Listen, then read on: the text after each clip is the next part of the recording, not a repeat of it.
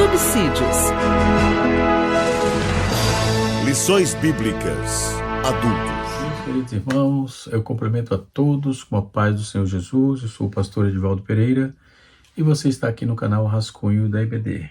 Tem a finalidade de comentar as revistas da Escola Bíblica Dominical, e nós estamos na lição no primeiro trimestre de 2026, e estamos chegando na lição número 12, a penúltima lição, que tem como título O Filho e o Espírito Santo, tá certo?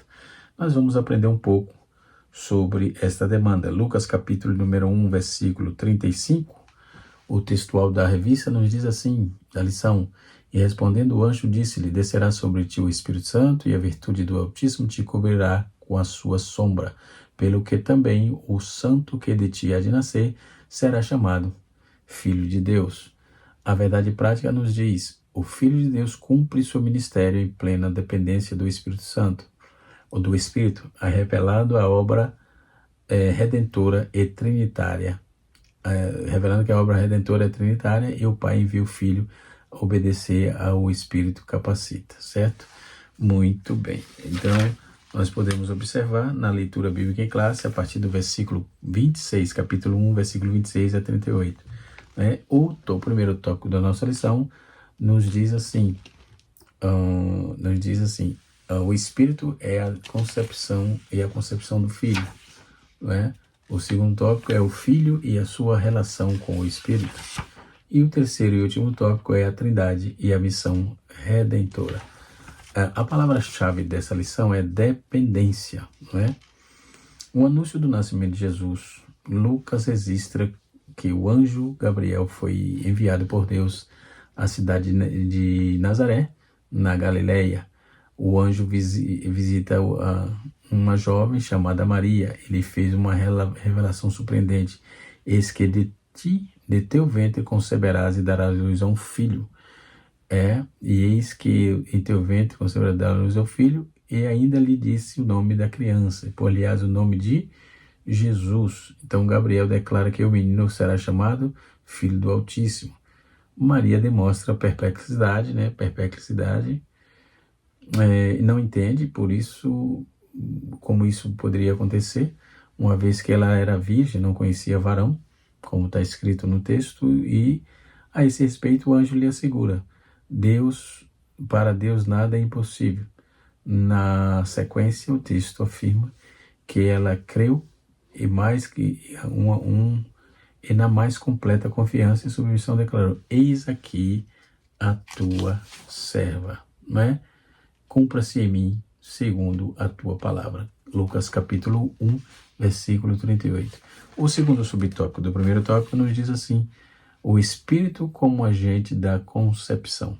Antes de dar sequência, eu quero conceituar essa palavra dependência, Nós podemos observar que dependência é uma palavra que no grego não existe, no grego koiné não existe um substantivo específico para que venha equivaler essa palavra perfeitamente, Porque no nosso português é uma palavra abstrata, dependência, para descrever essa relação espiritual com o Filho e o Espírito. Porém, no grego moderno existe uma palavra que denota essa questão, mas esse termo ele também não aparece na Bíblia. E essa palavra no grego moderno é echates. Echates, ela aparece, descreve uma relação como dependência, E assim sucessivamente. Então, a dependência, para expressar essa questão de dependência, Jesus e do Espírito Santo, os autores bíblicos eles vão usar os verbos de relação. Os verbos de relação é ago, memo, meno e pisteuo, certo? Ago ou agor dá a ideia de condução. A dependência do Espírito Santo é vista como um ser guiado, E o verbo ago indica render-se e conduzir-se a outro, permitindo que ele dite a direção, Então, ago também pode ser guiado ou conduzido. É uma dependência da ovelha para com o pastor, o fiel, com o Espírito Santo, né? Então vimos aí no texto áureo da lição observando isso, né? Todo aquele que é guiado pelo Espírito de Deus são filhos de Deus. Esse é o texto áureo da lição passada, né? Egosai, gato, pneumati, tou, agatai, rotoi, huio, teu, astin, certo? É o que está dentro dessa, é o que diz assim, todos que são guiados pelo Espírito, esses são os filhos de Deus. Meno é permanecer ou estar ligado, certo? Como por exemplo, a dependência da vara da videira, por exemplo, no capítulo 15, denota essa frase, esse nome meno, certo? Eu sou a videira, vós sois o lavrador, quem está em mim e eu nele, esse dá muito fruto, né?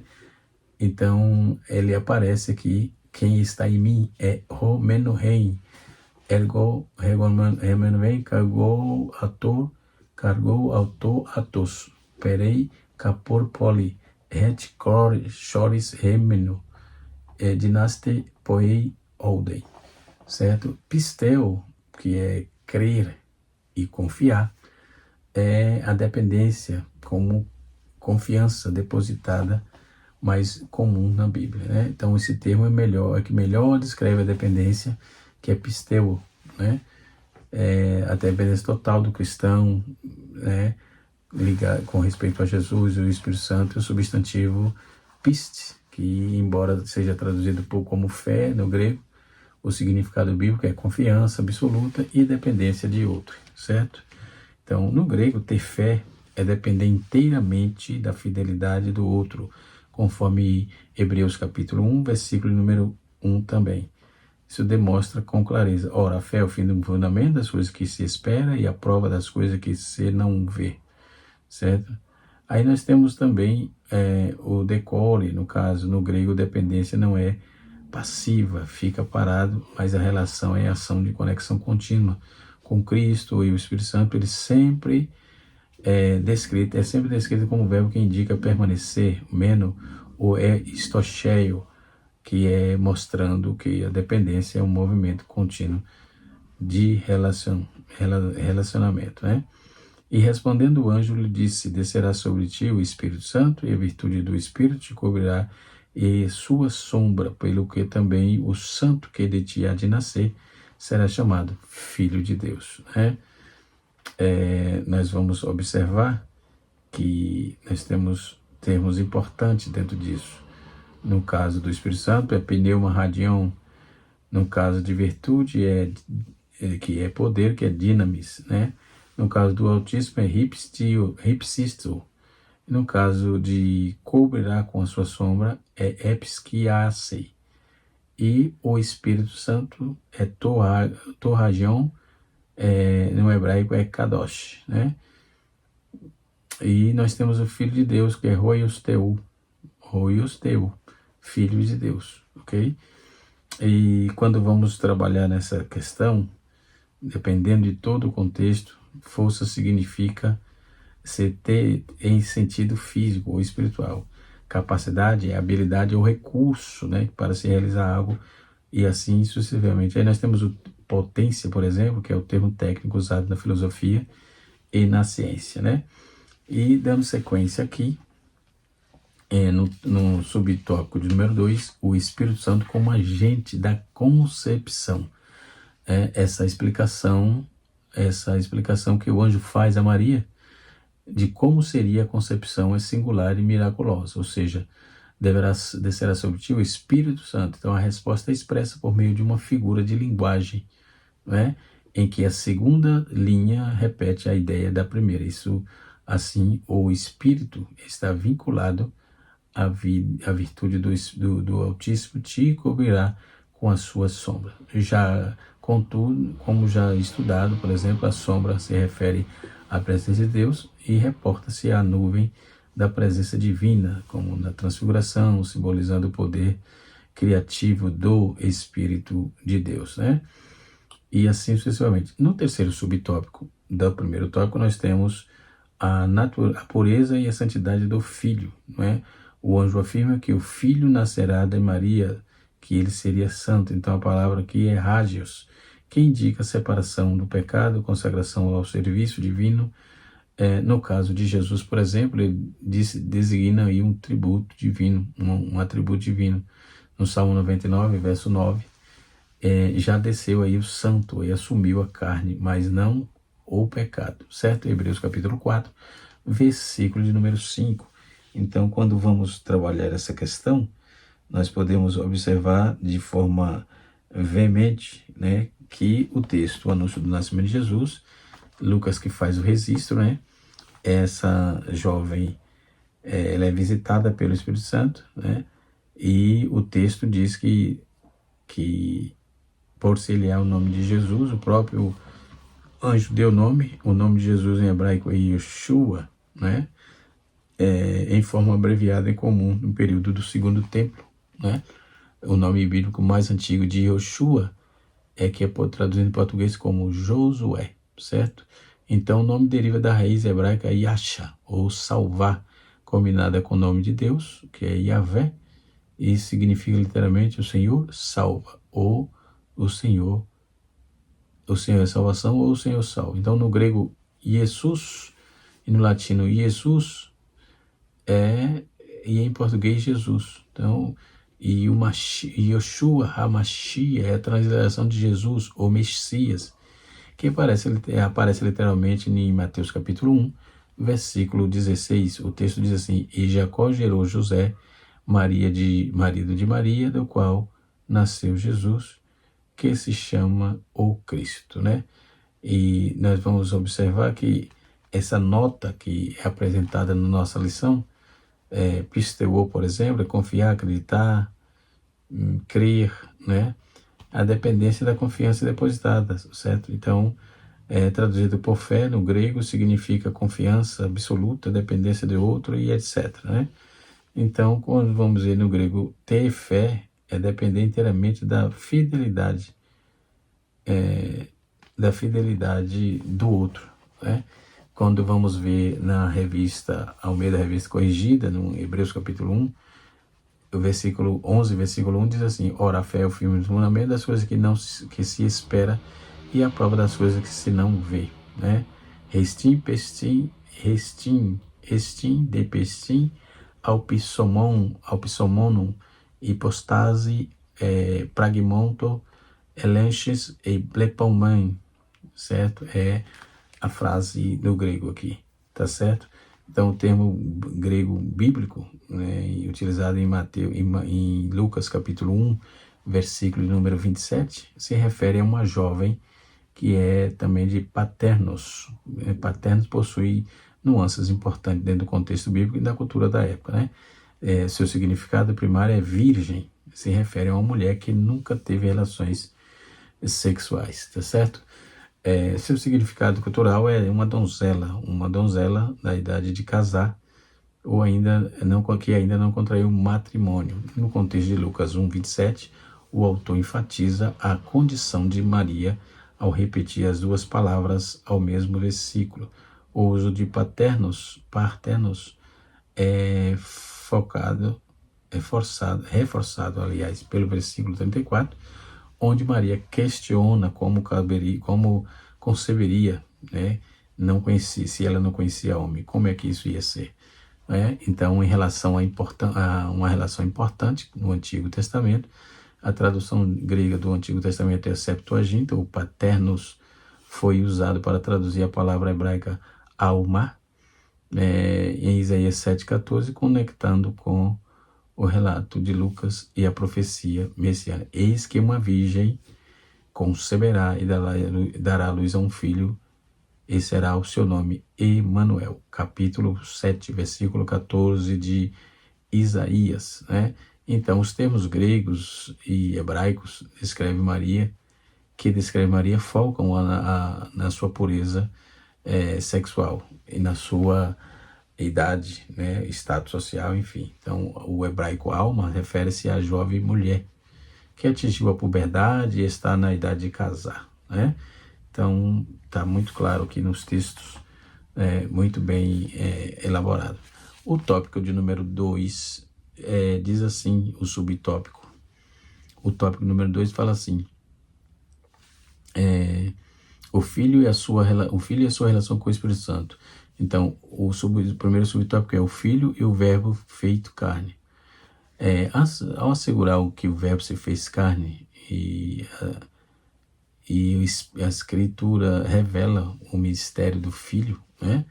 Então podemos observar que o verbo não começou a existir em Maria, pois ele é eterno, anterior à criação, né? Então é coiguais, com irmãs, com o Pai, coigual com o Pai, com o Espírito Santo. Então isso indica que na plenitude dos tempos, o verbo assumiu a natureza humana sem deixar de ser Deus, certo? Ele submeteu-se voluntariamente às limitações humanas, e o texto é muito claro quando trata dessa questão, tá certo?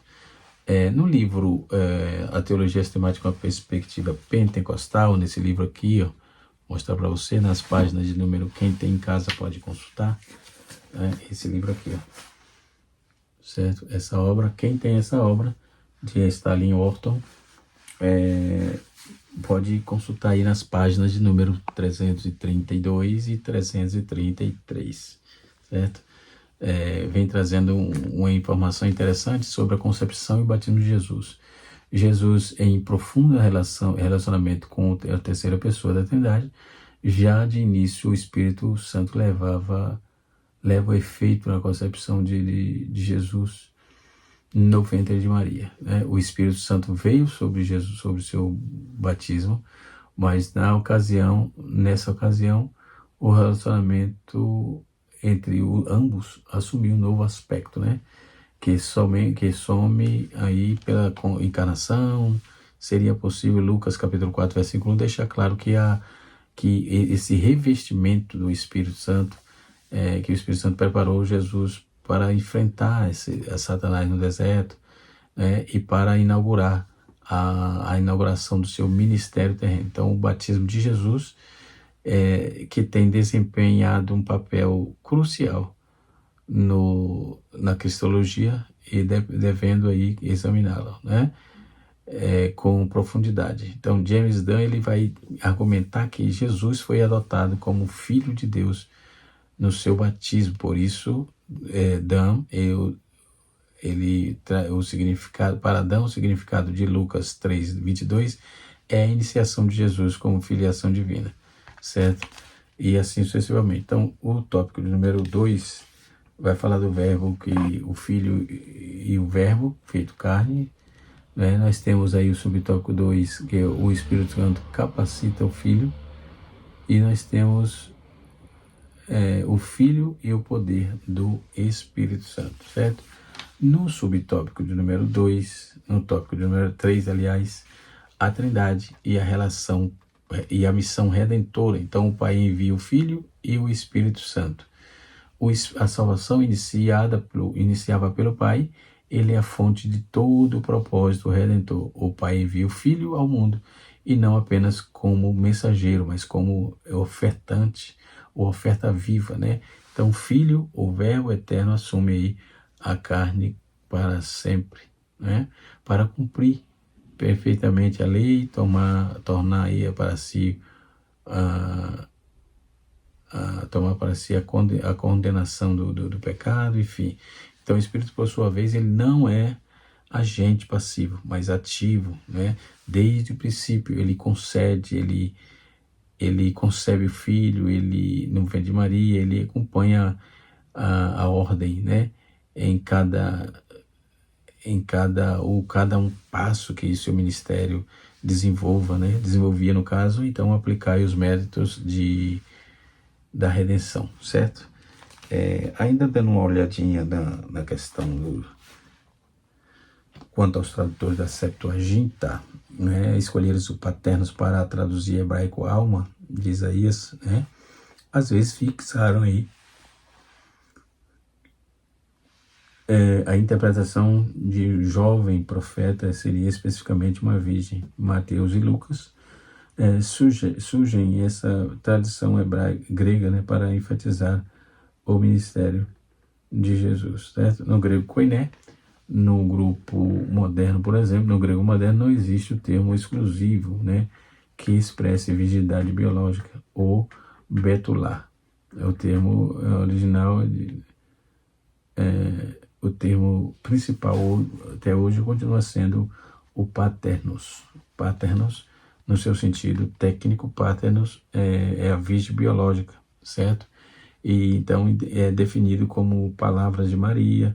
Como se fará isto, visto que não conheço o varão? Então, essa expressão "não conheço homem" é o recurso semântico para garantir a concepção virginal biológica, ok? E assim sucessivamente. Então, nós podemos observar todo o conteúdo dessa lição, que realmente é muito rica, não é? Então, quando vamos trabalhar aqui a Trindade e a missão da igreja, o Pai envia o Filho, o Espírito revela e exalta o Filho, né? Então, a fé e a submissão do crente, né? E assim sucessivamente. E o plano da redenção, embora concebido e executado pela Trindade, requer uma resposta humana, e não somos agentes da redenção, mas somos seus recipientes, participantes, ok? Então, Maria, ao ouvir a mensagem do anjo, a concepção milagrosa, né? Mesmo sem entender plenamente, submeteu-se com fé. Sua resposta é um exemplo, né, profundo de postura que todo crente deve assumir diante da obra trinitária do Senhor. Isto é uma confiança, uma habilidade, não é? E a entrega total. Assim como o Filho se submeteu ao Pai e foi ungido pelo Espírito Santo, também o crente é chamado a se colocar nas mãos de Deus, tá certo? Podemos observar de forma objetiva que o Pai, ou o Filho, ele tem um tratamento específico, né? O Senhor dá um tratamento específico, né? Então, o Espírito operou no nascimento de Jesus. Observamos isso. Tanto Mateus como Lucas declaram claramente, eles declaram que de forma equivocada, que Jesus entrou nesse mundo como resultado de ato miraculoso de Deus e foi concebido aí pelo Espírito Santo, ou seja, sem que havia união sexual entre homens e mulher, né? Então nasceu de uma virgem chamada Maria. Aquele amplia aí mais essa visão, dando uma olhada nos comentários dessa questão, tá certo? Nós podemos observar que quando o Espírito como agente da concepção, né, a explicação que o anjo faz para Maria de como seria a concepção singular e miraculosa, descerá sobre ti o Espírito Santo. Então a resposta é expressa por meio de uma figura de linguagem, né? Então, a pureza e a santidade do Filho, o anjo afirma que o Filho que nasceria de Maria seria santo, né? Então, a palavra santo aqui é hagios, que indica a separação do pecado, certo? Indica a separação do pecado e consagração aí ao serviço divino. No caso de Jesus, por exemplo, designa um atributo divino, né? Ele nasceu santo, assumiu a carne, mas não pecou, certo? Ele é o segundo Adão, obediente e justo. Então o Espírito também o consagrou para ser cordeiro, né? Sem defeito e sem imaculado. É imaculado. Então a santidade do Filho é a base da nossa redenção, certo? Se o Filho não é santo, esquece o resto. Então, a justificação e a santificação somente ele, o Cristo, foi capaz de cumprir a lei, tá certo? Ele foi capaz de cumprir a lei e de oferecer sacrifício perfeito, assim como Jesus foi concebido pelo Espírito Santo. E os crentes também ele nasce espiritualmente pelo Espírito Santo, que nos santifica da imagem, nos santifica a imagem do Filho, né? Conforme Romanos capítulo 8, versículo de número 29, né? Então a concepção de Jesus foi sobrenatural, realizada pelo Espírito Santo e revelando a trindade do Filho, né? Então está tudo autenticado, né, com o carimbo de Deus, né, diríamos assim, certo? Jesus e a obra do Espírito Santo. Então Jesus é uma figura-chave no derramamento do Espírito Santo. Depois de levar o efeito, a redenção mediante a cruz e a ressurreição de Jesus que subiu ao céu. De lá, juntamente com o Pai, ele derramou e continua derramando o Espírito Santo, né? Em cumprimento à promessa de Deus, né? A promessa do profeta Joel, por meio de Deus, por meio do profeta Joel. Então essa é uma das maneiras mais importantes de hoje de conhecermos, de crermos em Jesus, né? E na sua qualidade de doador do Espírito, tem a força comutativa, aliás, né, do Antigo Testamento, é bastante relevante, né? Então a cristologia não é apenas uma doutrina, mas para o passado, né? O obra sumo sacerdote de Jesus não foi o único aspecto, né, de uma realidade presente. Então o ministério de Jesus é de ninguém mais. É protegido pelo Espírito Santo e no tempo presente, né? E podemos observar isso de uma forma muito objetiva, né? Então, quando vamos observar, o Espírito revela e exalta o Filho. João explica isso que a missão do Espírito Santo não é atrair atenção para si, mas revelar o Espírito Santo, o Espírito Filho, né? Cristo Jesus, afirmando que ele glorificará, porque há de receber o que é meu e vou há de anunciar, tá certo? João capítulo número 16, versículo de número... João 16, versículo 14, esclarece que o Espírito Santo não busca glória própria, mas dá um testemunho, né?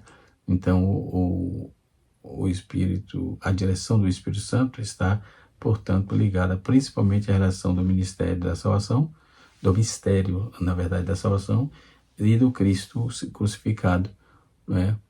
Que ressuscitado, que um dia voltará, né, para buscar a sua igreja.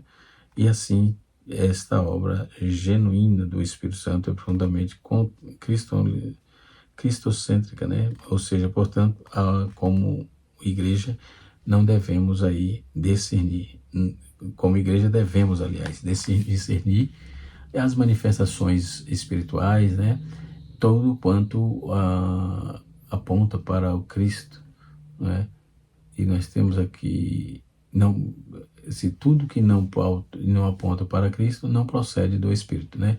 Ou seja, Cristo é o centro da obra do Espírito, entendeu? Então a fé é a submissão do crente. Então o plano da salvação, embora concebido, não é executado pela Trindade, né? Que requer uma resposta humana.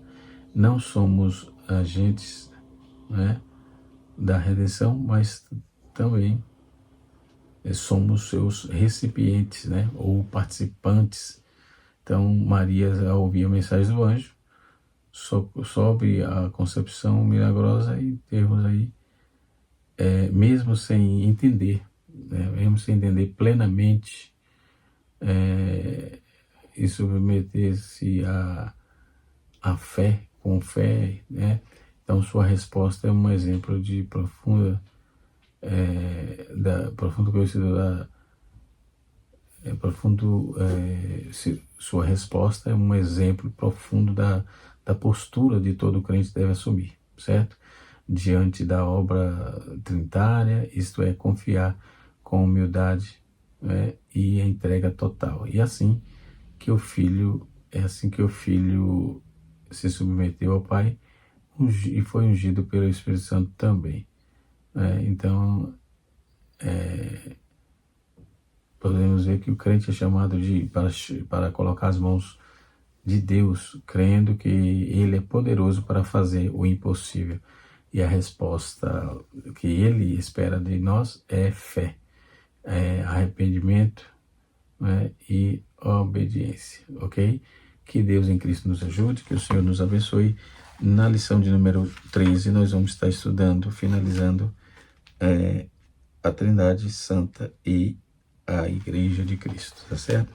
Deus abençoe a todos, canal Rascunho DVD, ensinando para transformar vidas.